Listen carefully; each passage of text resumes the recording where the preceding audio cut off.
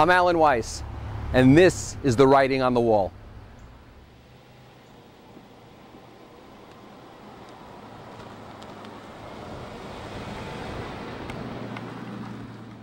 Hi, I'm Alan Weiss. This is the writing on the wall, and this is episode 24. Little things don't always mean a lot. Recently, I did some work for a major hotel, very high-end hotel, and they are obsessed with VIP details, very important person details. They want their best customers to feel great. Now, so far, so good. I mean, how could you argue with that? But what do? They check for dust in obscure places. The chambermaids use their hands or a glove, and they wipe along the bottom of the woodwork or over a picture frame. I mean, does anybody really notice if it's dusty there? I suppose hygienically it's important. They make sure the espresso maker is aligned just perfectly on a credenza and the cord goes a certain way. But I believe, and I told them, that guests are probably more concerned with things like this. When you want to use the robe, you have to untie this complicated knot in the belt that the maids put in there. And so somebody knocks on the door, you rush to put your robe on, and you have to bite through this belt. It makes no sense. Try to use the hairdryer. It's like the Gordian knot. You need Alexander the Great to put a sword through this thing, but of course then you can't use the electricity. Those are the things that a guest cares about. So lavish amounts of money are spent on the property, they're spent on upkeep, but you know something?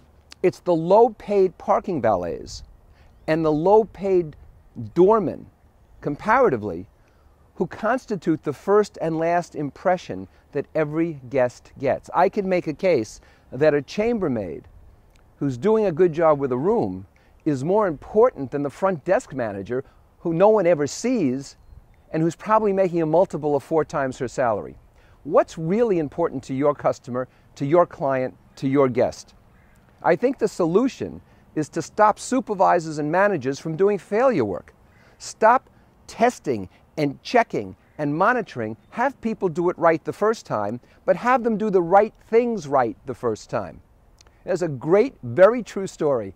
When Ford first bought Jaguar, and of course that was a disaster. They bought Jaguar and Aston Martin and Volvo, and Aston Martin and Jag are gone, and now as we're shooting this, they're thinking about unloading Volvo. By the time you see it, they might have already done that. It's like throwing stuff off the deck of the ship to keep it afloat. In any case, when Ford first bought Jaguar, they sent a team over there to England to the Jag main manufacturing plant. Now, no one was accusing Ford at the time of being the apotheosis of quality. Nevertheless, the Ford team was astounded to see a group of Jaguar employees standing around the end of the assembly line. Not in the assembly line, not on the assembly line, not over or under the assembly line, at the end of the assembly line. And there was a glass guy, and there was a tire guy, and there was an engine guy, and there was a fit guy, and so forth. And so the Ford people said, "What are you doing here?" And they said, "We wait for the car to come off so we can fix the defects." Think about that. Jaguar was so inured to not being able to produce a car without defects that they had a team just to fix the inevitable defects. That is classic failure work. That's failure work raised to an art form.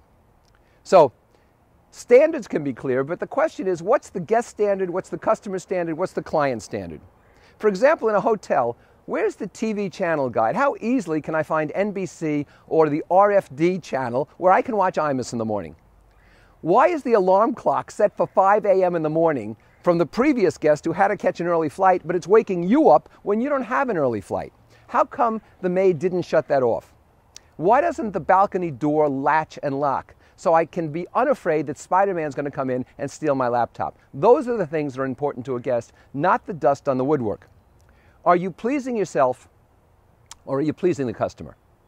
You know, projection is the psychological phenomenon of projecting your strengths, your weaknesses, your likes and dislikes on the other person. You might care about something, but the question is, do I? If I'm the customer, it's what I care about that counts. Early check-in is better than level lampshades.